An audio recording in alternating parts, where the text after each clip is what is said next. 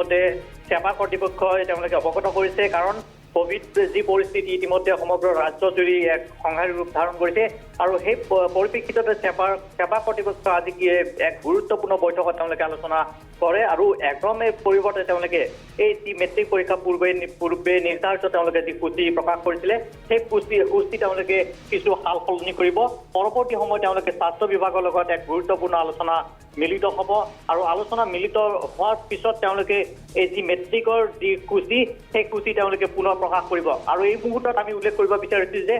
ৰাজ্যৰ লাখ লাখ যি পৰীক্ষাৰ্থীসকল আছে অভিভাৱকসকল আছে তেওঁলোক ব্যাপক উৎসুকতাত আছিলে যে 11 মেৰ পৰা মেট্ৰিক পৰীক্ষা অনুষ্ঠিত হ'ব নে নহ'ব কিন্তু এই মুহূৰ্তত আমাৰ হাতলৈ অহা খবৰ অনুসৰি 11 মেৰ পৰা মেট্ৰিক পৰীক্ষা অনুষ্ঠিত নহয় বুলি সেৱা কৰ্তৃপক্ষই ইতিমধ্যে সদৰি কৰিছে আৰু কিছু সময় পূৰ্বে সেৱা কাৰ্যালয়ত এক গুৰুত্বপূৰ্ণ বৈঠক অনুষ্ঠিত হৈছিলে য'ত সেৱাৰ অধ্যক্ষ ৰমেশ চন্দ্ৰ জন উপস্থিত আছে সেৱাৰ যি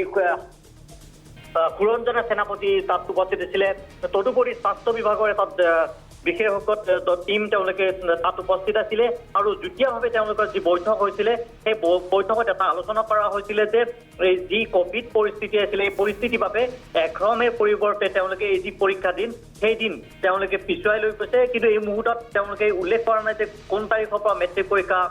অনুষ্ঠিত হ'ব তাৰ বাবে তেওঁলোকে অপেক্ষা কৰিব বিচাৰিছে তেওঁলোকে স্বাস্থ্য বিভাগৰ লগত পুনৰ এখন গুৰুত্বপূৰ্ণ বৈঠকত তেওঁলোকে মিলিত হ'ব বুলি কৈছে আৰু সেই বৈঠকৰ অন্তত তেওঁলোকে পৰৱৰ্তী যি পৰীক্ষা দিন সেই পৰীক্ষা দিন তেওঁলোকে প্ৰকাশ কৰিব আৰু এই মুহূৰ্তত আমি পুনৰ উল্লেখ কৰিব বিচাৰিছোঁ যে মেট্ৰিক পৰীক্ষা যিহেতু লাখ লাখ পৰীক্ষাৰ্থীসকল তেওঁলোকে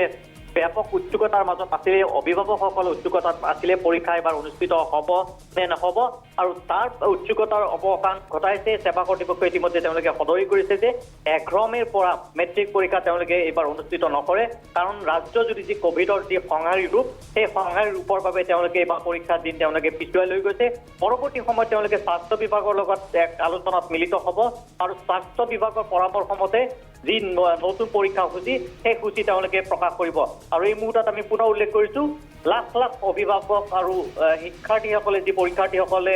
প্ৰিপাৰেশ্যন চলাইছিলে তেওঁলোকে ব্যাপক অনিশ্চয়তাত আছিলে যে 11 মেৰ পৰা পৰীক্ষা অনুষ্ঠিত কৰিব পাৰিব নে নোৱাৰে সেই